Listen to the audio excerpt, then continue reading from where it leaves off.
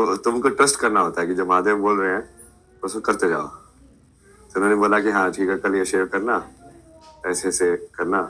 हाँ चलो ठीक है, जैसे रात को ही बोल दिया था मैंने उनको, हाँ कल शेव करके करेंगे, रूप चेंज करेंगे इसको।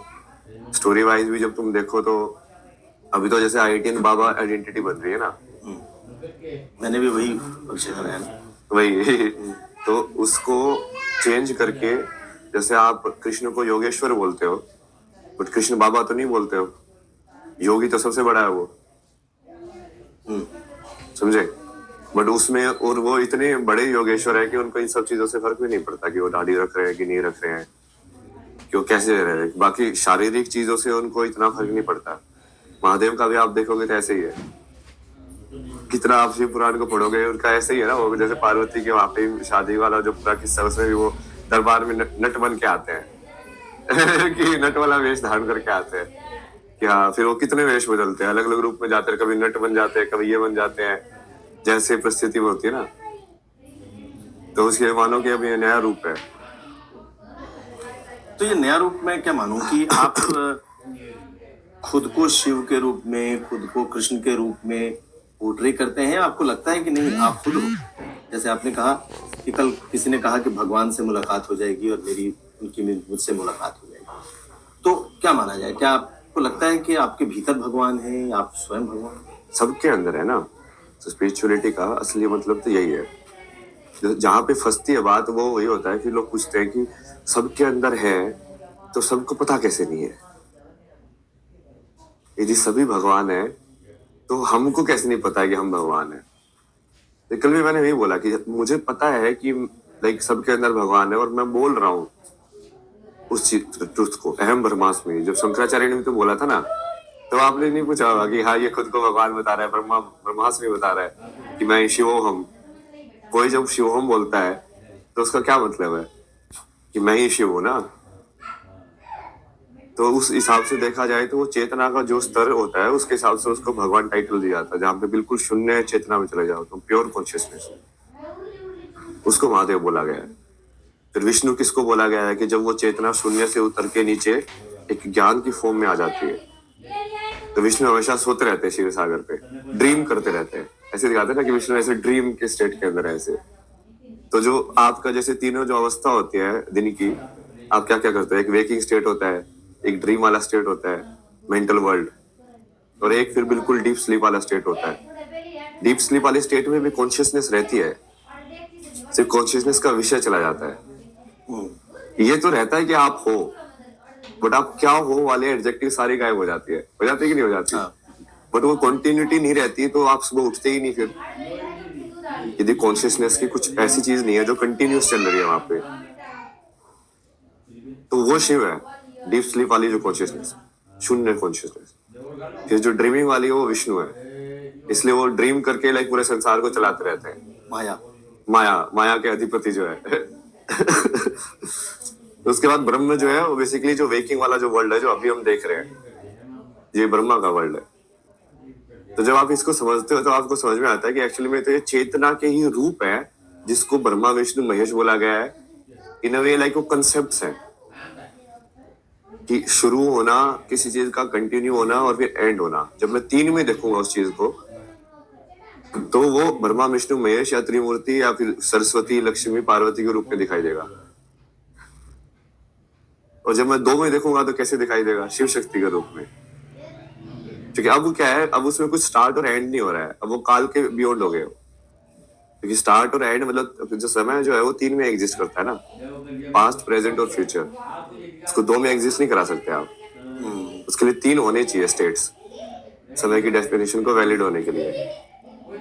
तो वो उसके तीन के ऊपर यदि तुम जाओगे दो में, ये मैं आपको पूरा सांख्य से समझा रहा हूँ ना कि कैसे उसको बताया गया कि अनेक से एक होने की जो विभक्ति है वो ऊपर से कैसे हुई। जब ईश्वर ने संसार रचा तो कैसे रचा गया। और अब जो स्पिरिचुअलिटी है कि वो वापस से आप उस पाथ को ट्रेस करके वापस से ऊपर कैसे पहुंचो उसी एक के पास।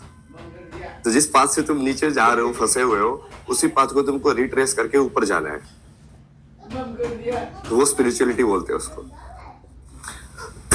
तो मैं अगर पूछूं आपसे कि आप स्पिरिचुअलिटी के किस स्तर पर हैं, लोग तो कहते हैं कि ये घमंड भी है आपका, कि कह सकते हैं कि आप खुद को भगवान कह रहे हो, लेकिन जब आपने स्पिरिचुअलिटी समझाई तो एक आम आदमी जानना चाहेगा जिसका कोई गुरु नहीं है, जो किसी को गुरु नहीं मानता, तो वो किस स्तर पर पहुंचा है और कैसे पहुंचा है?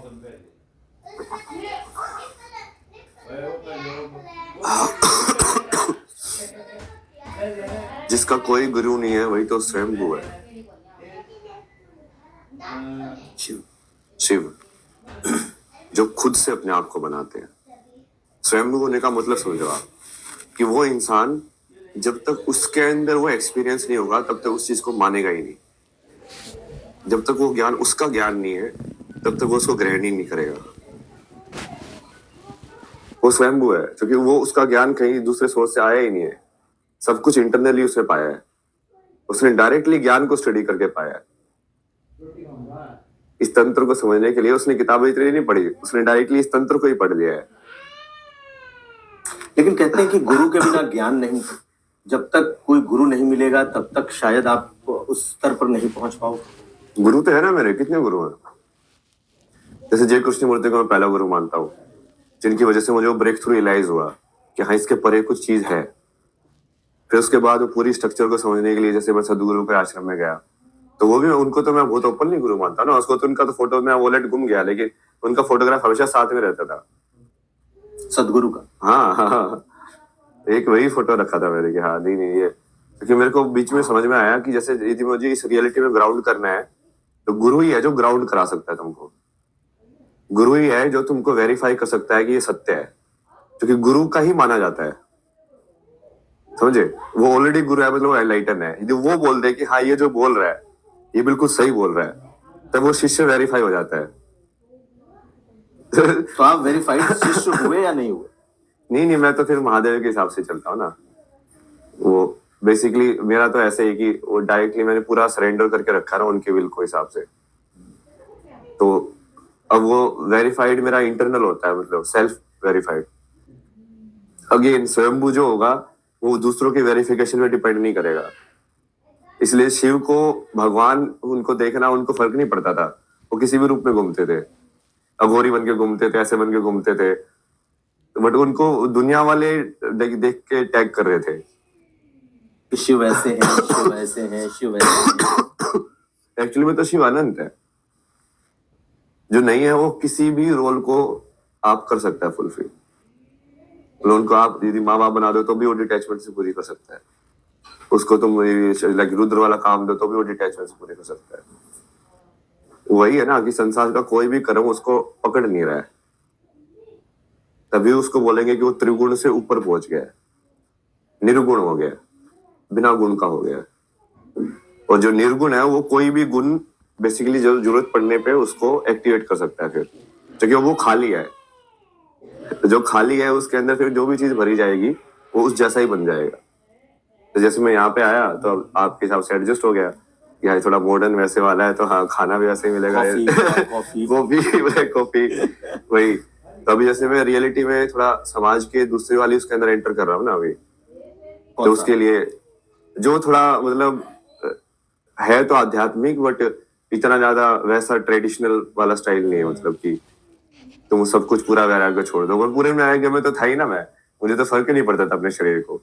इतनी सारी प्रॉब्लम्स होती थी मेरे शरीर में ना, रैशेज ये सब, मैं तो चलता जाता था पूरे टाइम। तो कहना महादेव बोल रहे हैं तो चलते जाओ यार, चलते जाओ। अभी जैसे कान छिदा है, इसमें भी उन्होंने बोला था पानी मत लगने दो, फिर वो गंगा स्नान कर रहे थे तो पानी तो लगेगा ही लगेगा। अब कहाँ से तुम तेल लेके आओ, कहाँ से ये सब करो। तो ठीक है, मैं महादेव बोलते कि ठीक है अभी इस पे जरूरत है नहीं, ध्यान नहीं है, तो टेंशन मत ले, सब ठीक हो जाएगा। तो ठीक है, सब सही हो जाएगा। तो आप खुद को बिल्कुल निर्लिप्त रखना चाहते हैं, कहीं किसी चीज में लिप्त नहीं रखते। और अगर आपके लुक को इस वक्त देखें जो हम चर्चा कर रहे थे, तो अपने आप को आपने बदल दिया, कान में कुंडल पहन लिया। कुंडल तो बहुत सारे फैक्टर्स है ना उसके।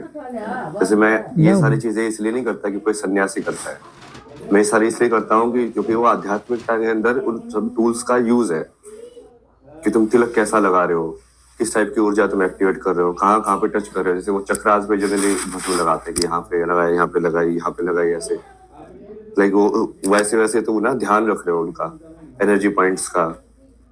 फिर जो जो चीज लगा रहे हो आप उसकी एनर्जी लगा रहे हो, मतलब कि वो यहाँ पे इंटरेक्ट हो रही है ना, वही तो हो रहा है। आप स्किन पेस्ट लगाते हो स्किन का, तो वो आपकी स्किन के साथ इंटरेक्ट तो करता ही है। जैसे तिलक लगाओगे, तिलक भी इंटरेक्ट करेगा एनर्जी के साथ।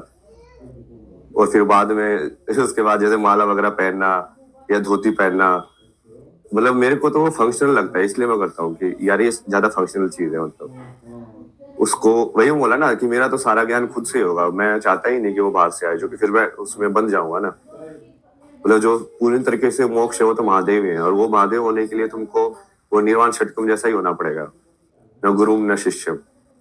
वो कंडीशन ही है, क्योंकि यदि तुम सबको एक साथ एक बराबर नहीं देख रहे हो तो तुम कभी वो लाइक पूर्णता की तरफ नहीं जा पाओगे। तो मेरा सवाल था और आपने उसका जवाब भी दिया कि आपने किसी को गुरु नहीं माना, शिव ही गुरु है, ये आपका विचार है। लेकिन आपने सदगुरु की बात की, तो आप सदगुरु से कभी मिले या सदगुरु को सिर्फ सुन करके पढ़ करके आप उनको अपना उन्होंने आपने गुरु माना, जब भी माना? हाँ, मैं भी मैं मैं आश्रम थोड़ा में गया था 9 महीने वहीं पे गिरजा था, पर मैं थोड़ा वो सेवा की देखूँ मैंने पूरी वहाँ पे। इवन नहीं मैं थोड़ा वीडियो जनरल देखूँ वॉलेंटियर की बाबा तरह की। रहा वहाँ पे। जैसे खेत में काम करना होता है, कभी कभी सेल्स वाले के स्टिकर चिपका रहे होते हैं गाड़ियों के ऊपर, तो पूरे दिन सब साधना में करो। फिर इंफॉर्मेशन सेंटर पे बैठ के सारी इंफॉर्मेशन बताओ कि हाँ इस मंदिर में ऐसा है, वहाँ पे जाना देखना, ये ऐसा खाना वहाँ पे मिलेगा, तो पूछते हैं ना एक बारी करने के लिए। फिर सीखा वो बाकी सब चीजें भी, उसके बेसिक मुझे समझ में भी आया कि आश्रम सिस्टम में सब काम कैसे करता है। क्योंकि मैं तो इस लाइक मेरे को जो अटेंड हुआ था, मैं तो बिल्कुल फ्री लाइक समझ में पाथलेस पाथ के थ्रू जाके वो कहीं ना कहीं वो ऐसे हो गया। मैंने तो कोई स्ट्रक्चर यूज ही नहीं की, तो स्ट्रक्चर में यूज करके क्या वो चीज को हासिल किया जा सकता तो कैसे होनी चाहिए वो स्ट्रक्चर। तो उनका आश्रम काफी बढ़िया एग्जाम्पल है उसका कि हाँ कैसा होना चाहिए एक पर्टिकुलर आश्रम, कैसे वो संस्कृति को वापस से एक आइडियल केस स्टडी बोल सकते हैं ना आप। जैसे एक पायलट होता है गाँव का कि हाँ मॉडल विलेज, तो मॉडल आश्रम उसका आप बोल सकते हो वो, क्योंकि वो तो हेवन है। मैं जब मैं वापस आया तो उनको वही बोल के आया था मैं जा रहा हूँ अभी, बट ये तो हेवन है, अब हेवन में बैठा रहूंगा तो ठीक है। क्योंकि वहां पे जैसे जिस इंसान को पूर्णतः समझ में आए उसके लिए तो कोई दिक्कत ही नहीं है, सेवा करना ये सब करना तो वो तो मजे से करेगा और करेगा। बल्कि अब वो खाना वाना बढ़िया खिला रहे हैं, रहने की जगह दे रहे हैं, तुम अपना धर्म का काम कर रहे हो बैठे बैठे, और तुमको क्या चाहिए? और शांति पूरे आश्रम में, एनर्जी बढ़िया है। तो आपकी विरक्ति फिर वहां कैसे होगी? वहां से क्यों विरक्त होकर निकल पड़े? कर्म करना पड़ता ना पूरा। तो महादेव ने भी बोला ना कि ये यहाँ पे रह के तो, लेकिन संसार तो वैसा नहीं है ना, तो ये तो संसार के बीच में जाके उस लोग को जगाना है। मैं उनको भी यही बोल के आया था कि आप लोग एक काम करो ना, ये फोर्ट को संभालो, हेडक्वार्टर को यहाँ पे ना, मैं भी एवेन्यू लाइन्स के बीच में जाता हूँ।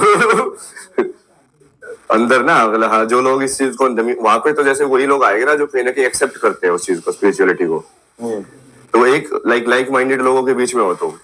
बट कितने सारे लोग हैं जो वही बाहर से गाली देते रहते हैं, वो क्या है और वो सब हो क्यों रहा है, वो सब चल क्यों रहा है? तो मैं कि हाँ मेन मैं वर्ल्ड में घुसता हूँ और फिर वहां जाके मैं इस चीज को लाइक वो फैला के, या जो बहुत पहले से प्लान था ना, जैसे कि आग कैसे लगानी है, हर जगह जाके टच कैसे करना है। तो आप एक यायावर की भूमिका में हैं, चारों तरफ घूम करके, देख करके, महसूस करके, शिव जहां जहां है, जिस जिस फॉर्म में है, आप उस तरीके से खुद को एग्जैक्टली सूत्रधार बोलता मैं उसको, कि मैं सारे सूत्रों को एक पिरोने का काम कर रहा हूँ। लाइक किसके लिए? धर्म के लिए।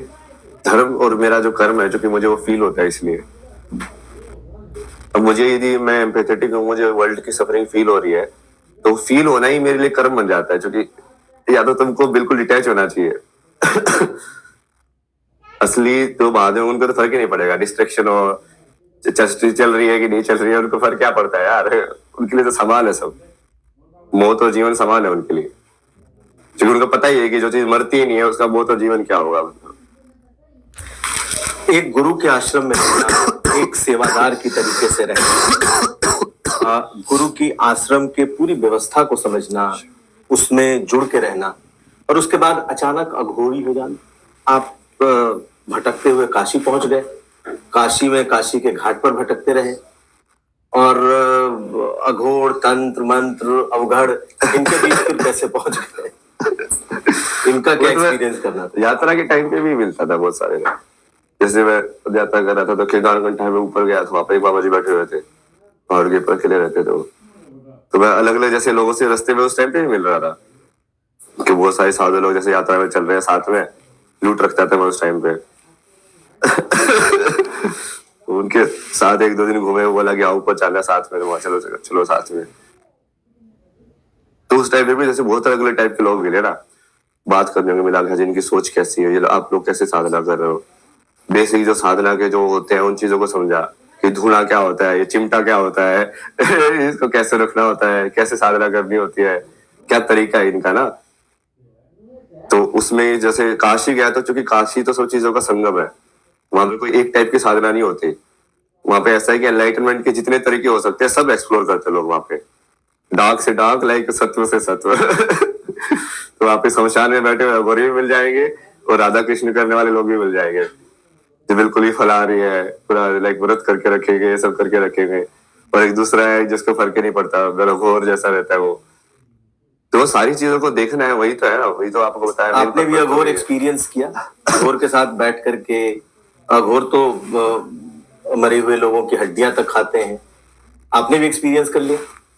हाँ, वो महादेव ने करा दिया, मतलब ऐसे मैं इंटेंशन से नहीं करता ना कोई चीज, वो अपने आप ही मेरे को सिखाते रहते हैं भेज भेज के कि हाँ ठीक है, यहाँ से तो इस चीज का एब्जॉर्व कर ले, यहाँ से उस चीज का एब्जॉर्व कर ले। जैसे वो फील तो अंदर ही करना होता है अघोर। अघोर मतलब कि बेसिकली तुमने जो बच्ची कुची चीज थी जिसके अंदर भगवान नहीं देखा था, उसके अंदर भी भगवान देख लिया। हाँ, तो फल के अंदर बोल रहे हो कि फल खाने से भगवान मिलेंगे, तो फिर हड्डी खाने से भगवान क्यों नहीं मिल सकते?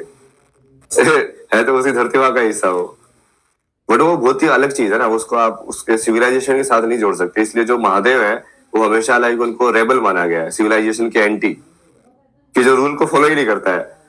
क्योंकि उसको क्यों फॉलो करना है, वो मुक्त है। जिसको मुक्त पता चल गया वो क्यों फॉलो करेगा सोसाइटी के नियम?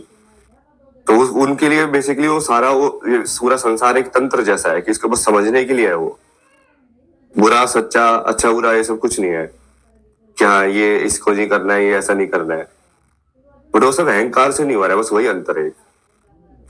अभय सिंह जी, आप तो समझ रहे हैं आध्यात्म क्या है, भगवान क्या है, भगवान के रूप क्या है, किस स्तर तक आध्यात्मिकता है, लेकिन आपको दुनिया क्या समझ रही? आपने कभी इस चीज को महसूस किया? दुनिया मेरे असली स्वरूप को तो कभी नहीं देख पाएंगे ना, वो मुझे पहले ही ज्ञात हो गया था। सबसे बड़ी इस पे यही वो रहता है कि तुम यदि फर्स्ट रहता ना, ये मुझे कॉलेज के टाइम पे बहुत फील होता था। क्या? कि जो फर्स्ट रहता है वो अकेला रहता है। फर्स्ट होने का मतलब ही वही है कि वो अकेला नहीं रहेगा, तो वो कहीं ना कहीं शेयर्ड हो गया ना, वो फर्स्ट कैसे हुआ? तो लाइक यार, राजा होना तो बहुत अकेले होने वाली चीज है कि तुम भी इतनी पावर होल्ड कर रहे हो कि नीचे वाले लोग जो है वो कहीं ना कहीं लालच में है, उसमें पढ़ने के उनके चांसेस रहेंगे ही रहेंगे, तो तुमको वो पावर ही अकेला कर देगी वहां पे। तो वो वाली चीज महसूस होती है कई बार, बट ठीक है, वो तो क्या कर सकते हो, पूर्ण है। सचमुच जो सचमुच बहुत पावरफुल होते लोग हैं, जो शीर्ष पर होते हैं, कहा जाता है जो शीर्ष पर होता है वो अकेला ही होता है। अकेला ही होना पड़ेगा उसको, क्योंकि इसको जिम्मेदारी लेनी पड़ती है ना कि मैं शीर्ष पे हूं तो अब नीचे वालों को संभालना है। आप भी अकेले हो?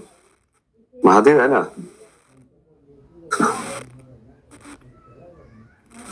उनके साथ पूरी बात है, देवी को भी बुला लेता हूँ बहुत बार। देवी को बुला लेता हूँ? हाँ, मतलब चैनल करके कभी ऐसा लग रहा हो, बैठो गपशप करो, बातें बातें करो।